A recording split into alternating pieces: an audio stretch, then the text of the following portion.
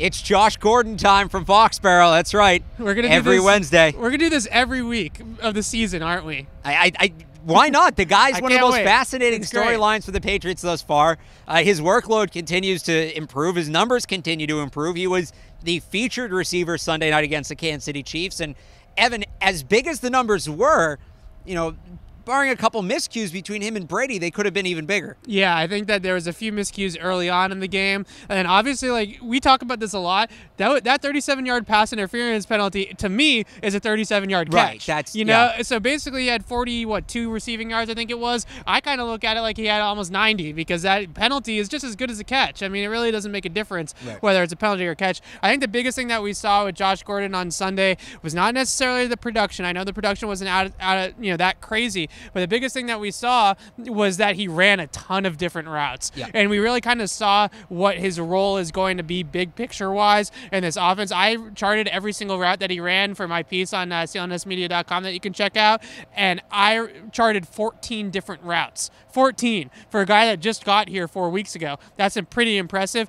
Last couple of weeks against Miami, against Indianapolis, he only played 18 snaps each game, but really what I kind of look at it was a lot of slants, a lot of goes, and not a whole lot of variety in his route tree. We got to see the full Josh Gordon route tree here today, or on Sunday night. There were a couple of routes he ran where it looked like him and Brady were maybe on different pages early on a third down. Coming back to the ball, Brady missed him wide.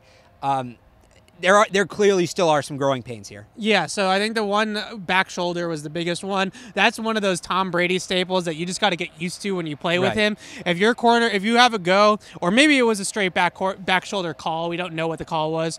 Either way, when you're in that situation, when the corner is level or on top of you and you're going down the sideline like that, Brady's going to throw the back shoulder. That's what he's going to do every single time. Josh Gordon kind of has to be ready for that, and he wasn't. The fourth down play, I think he was actually held at the top of the route a little bit, and it kind of threw off the timing, the physicality at the top of the route. Then they came back later in the game, and they hit him on a curl on a very similar play on the other sideline. That was good. I called that progress. You know, that it was good to see that the timing later on in the game was back. So I think that some of the miscommunication, that one was, the back shoulder I thought was an issue. There was one red zone target that he had where Tom kind of expected him to sit down in the zone, and he kept on running his route towards the back pylon. That's one of those Patriots little things, like when you're at zone coverage, you sit. When you're against man coverage, you go to the back. And then the last one was on a tunnel screen between him and Marcus Cannon. You really don't know who was at fault, whether it was Cannon or Gordon, but there was a clear miscommunication of which direction he was supposed to go off of Cannon's block there.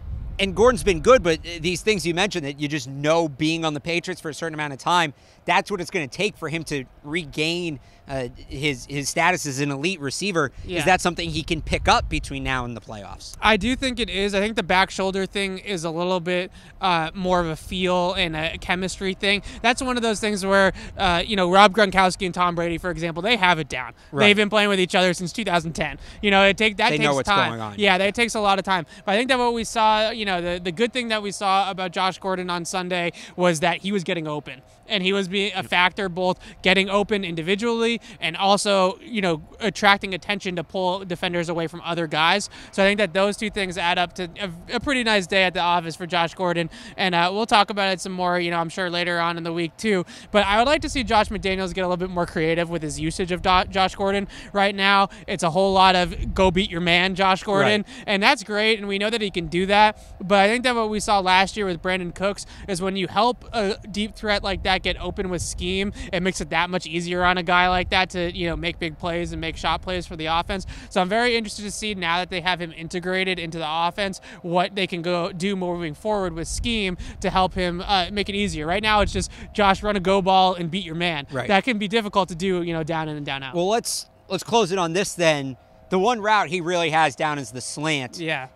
And we've seen it week in and week out. That is where he is the most explosive. Yeah. Is the Josh Gordon slant route the most undefendable route in football?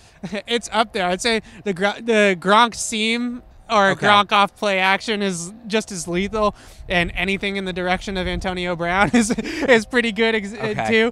But I think that the slant route, what I like most about it is that is not only a great way to get easy yards for the offense in general, but it's clear that Tom Brady and him have great chemistry on that route already. And Tom Brady is very good at throwing those types of timing routes over the middle, as we know. So it's a nice way to get him in the offense. And also, we keep on calling for it, but eventually we're going to get the sluggo. Like, the double move is coming, and I think that what they're really trying to do, the Patriots, that is they're trying to establish on film that this is Josh Gordon's go-to route, and that way they can get a cornerback to sit on that slant route, and when they need a really big play, maybe later on in a big game against Pittsburgh or a playoff game or something like that, they can pull out the sluggo. And I just think anything with him going over the middle, just to get back to the slant, he's such a good hands catcher. Yeah. He's so good at catching the ball away from his body, and you saw it against the Chiefs. Brady can throw it 2-3 yards ahead of him, and he'll go out, reach out, and get it without having to be right on him. And that's the kind of receiver Brady loves. Brendan Cooks was a strong hands catcher. A guy, Deion Branch was an outstanding hands catcher.